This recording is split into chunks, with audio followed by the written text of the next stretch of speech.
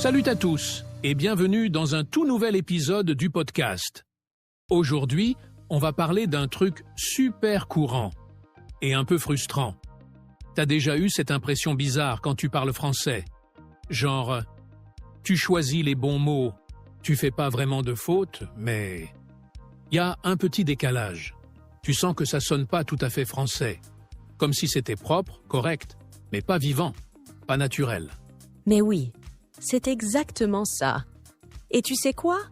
C'est pas grave, et surtout, t'es loin d'être le seul. Beaucoup d'apprenants ont ce niveau techniquement bon, mais il manque le petit truc en plus. L'intonation, le naturel, les expressions du quotidien. Bref, ce qu'on appelle le vrai français parlé. Et le pire, c'est que ce sont souvent des petits réflexes qu'on garde sans s'en rendre compte. Des automatismes de traduction, des habitudes scolaires qui t'empêchent de vraiment vivre la langue. Et nous, on est là pour t'aider à les repérer et surtout, à les remplacer. Dans cet épisode, on va te partager 5 réflexes à changer si tu veux que ton français sonne plus fluide, plus authentique, plus comme celui d'un natif, quoi. On va parler rythme, vocabulaire, peur de parler, expression trop académique et surtout, on va te montrer comment corriger ça facilement. Donc, si t'en as marre d'avoir l'air d'un livre de grammaire ambulant, si tu veux parler comme tu comprends, sans blocage, sans pression, reste bien avec nous. Mets tes écouteurs, détends-toi et prépare-toi à passer un cap important dans ton apprentissage. Parce qu'aujourd'hui, on ne va pas juste te parler, on va te faire parler autrement. Allez, on commence tout de suite avec le premier réflexe qu'on voit chez presque tous les apprenants et qui peut complètement te bloquer sans que tu t'en rendes compte. Alors celui-là, c'est le grand classique. Tu veux parler français, mais ton cerveau reste accroché à ta langue maternelle. Tu penses d'abord dans ta langue, tu traduis mot à mot, et bam, tu sors une phrase bancale qui sonne pas du tout naturelle. Et on le comprend, hein? C'est rassurant de partir de ce qu'on connaît. Mais ce réflexe-là, il te ralentit énormément. Il casse ton flow, il te fait douter. Et surtout, il te fait dire des trucs que personne ne dit. Ouais, grave. Tiens, exemple concret. Un anglophone qui veut dire « je suis bon danser ». Il traduit littéralement et dit « je suis bon en danser ». Et là, c'est le malaise. Parce qu'en français, ça marche pas comme ça du tout. Déjà, bon en danser n'existe pas. Et puis cette structure, elle fait un peu Google Translate, tu vois. Ce qu'un francophone dirait naturellement, c'est « je danse bien » ou « je suis doué pour la danse » ou encore « j'ai le rythme dans la peau » si tu veux faire style. Bref, il faut penser en français, pas juste traduire des mots. Exactement. Et pour ça, le meilleur conseil, c'est d'apprendre des blocs, des expressions toutes faites que tu peux réutiliser sans réfléchir, comme « je suis nul en maths »,« je me débrouille bien en français »,« elle est forte en dessin ». Ce sont des structures prêtes à l'emploi, qui sonnent naturelles.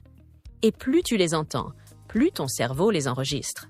Donc le but, c'est pas juste de connaître des mots, mais de construire des phrases comme un natif. Et pour ça, stop à la traduction automatique. Commence à penser directement en français, même si c'est simple. Alors là, c'est peut-être la plus grande barrière psychologique.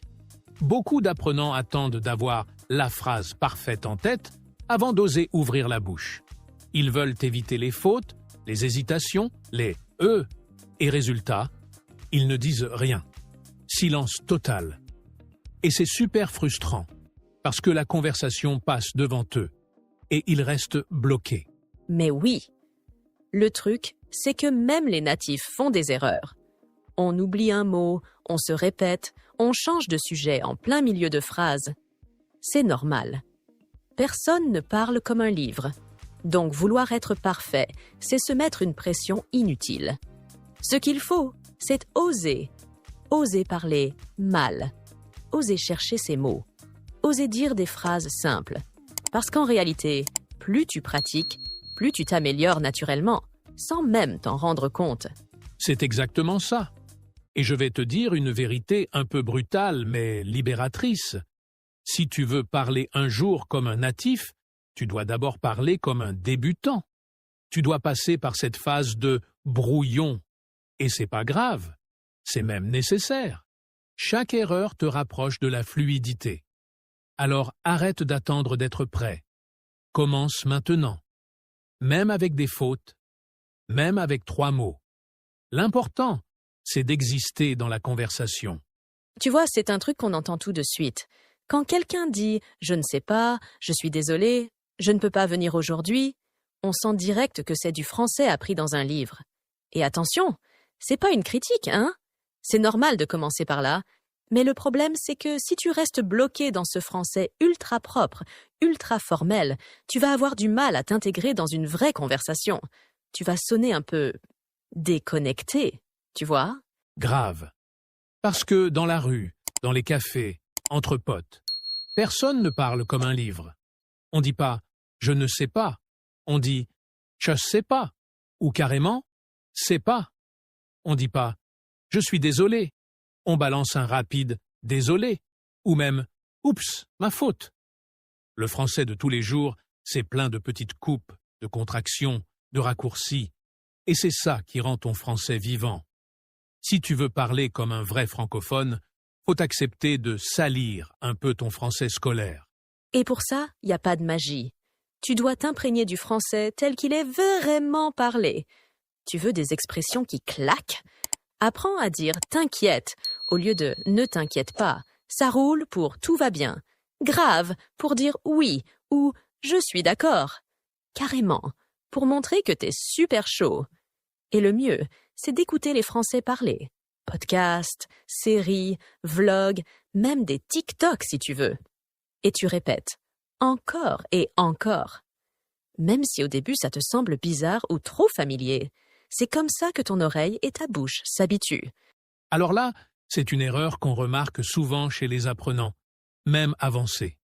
Ils utilisent les bons mots, ils font pas de fautes, mais tout est dit sur le même ton, sans variation. Et du coup, même si le message est correct, il manque de vie. Le français, c'est une langue super musicale. Il y a un rythme, une intonation, une dynamique dans la manière de parler. Et si tu parles tout plat, tu passes un peu à côté de cette musicalité. Exactement. Imagine un Français qui parle anglais comme ça. I am happy. I like pizza. I go to the beach. Tout plat. Tu sens que c'est pas naturel. Ben en français, c'est pareil. On monte la voix à la fin d'une question. Tu viens ce soir? On insiste sur certains mots pour donner de l'émotion. Mais c'était incroyable. On fait des pauses, on accélère, on joue avec le ton. Et c'est ça qui donne du charme à ta façon de parler. Une super méthode pour t'améliorer, c'est le shadowing. Tu prends un podcast, une vidéo YouTube, un extrait de série, tu écoutes une phrase, tu mets pause et tu la répètes tout de suite, en copiant exactement le rythme, l'intonation, même les petits « les rires, tout ». Au début, tu te sens un peu bête, mais rapidement, ton oreille s'affine, ta bouche s'adapte et ton français devient beaucoup plus vivant.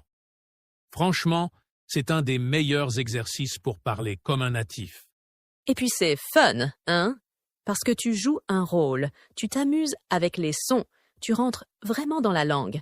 Et petit à petit, cette intonation-là, elle devient naturelle pour toi. Tu vas parler avec plus de confiance, plus d'expression, et on va t'écouter avec plaisir. On termine avec un réflexe qui, franchement, fait des dégâts. C'est pas une erreur de vocabulaire, c'est pas un problème de grammaire. C'est psychologique. T'as envie de parler, t'as les mots dans ta tête, mais t'ouvres pas la bouche. Pourquoi? Parce que tu stresses. T'as peur de dire une bêtise, peur que les gens se moquent, peur qu'on te corrige, qu'on te juge. Et du coup, tu restes dans le silence, alors que t'avais tout pour réussir ta phrase. Et c'est tellement dommage, parce que, dans la réalité, les gens sont 1000 fois plus bienveillants que ce que tu crois. Sérieusement, tu crois qu'un Français va rire parce que t'as dit « je suis fatigue » au lieu de « je suis fatigué » Au contraire, il va être impressionné. Il va se dire « Waouh, il ose parler une langue étrangère. Moi, je ferais pas ça dans sa langue à lui. On admire toujours les gens qui font l'effort de parler notre langue, surtout quand c'est pas parfait. Exactement. Et même si tu fais une faute, même si tu as un accent, c'est pas grave. L'important, c'est d'oser. Parce que plus tu parles, plus tu prends confiance et plus tu progresses. Et petit à petit, tu vas voir que ce regard des autres, que tu redoutais tant, il disparaît. Ou plutôt, tu t'en fiches. Tu parles pour communiquer, pour échanger, pas pour avoir 20 sur 20 à un oral. Et tu sais quoi? C'est justement quand tu laisses tomber cette peur que tu commences à parler vraiment. Ton cerveau se débloque. Tu cherches moins tes mots, t'es plus détendu, t'oses des phrases plus longues, tu te laisses aller, et là, miracle. Ton français devient plus fluide, plus naturel, plus vivant. Donc vraiment, parle. Même avec des fautes, même avec un accent. Ce qui compte, c'est le message, pas la perfection. Et rappelle-toi, les natifs font des fautes aussi. Les Parisiens, les Marseillais, les Belges, tout le monde fait des erreurs en parlant. La différence, c'est qu'eux, ils s'en fichent. Alors fais comme eux. Libère-toi de cette pression et tu verras à quel point ton français va s'améliorer naturellement. Bon, on récapitule vite fait ce qu'on a vu aujourd'hui. Si tu veux vraiment parler comme un francophone et que ton français sonne naturel, tu dois changer quelques petits réflexes. Alors note bien, arrête de traduire mot à mot dans ta tête. Ne vise pas la perfection avant de parler. Oublie le français trop scolaire des manuels. Apprends à donner du rythme à ta voix. Et surtout, parle, même si tu fais des fautes. Franchement, choisis-en un aujourd'hui, un seul, et commence à le changer. C'est pas à pas que ton français devient fluide. Et toi, dis-nous en commentaire, quel réflexe tu vas casser en premier? On adore lire vos retours, vos galères, vos réussites. Et si ce podcast t'a motivé, t'a fait rire ou t'a appris un truc utile, tu connais la suite. Un petit like, un abonnement, et surtout, partage-le à un pote qui galère à parler français comme toi. Merci d'avoir passé ce moment avec nous. Continue à parler, à pratiquer, à t'amuser avec la langue. Et n'oublie pas, c'est pas la perfection qui fait un bon francophone, c'est la régularité. À très vite. Ciao tout le monde.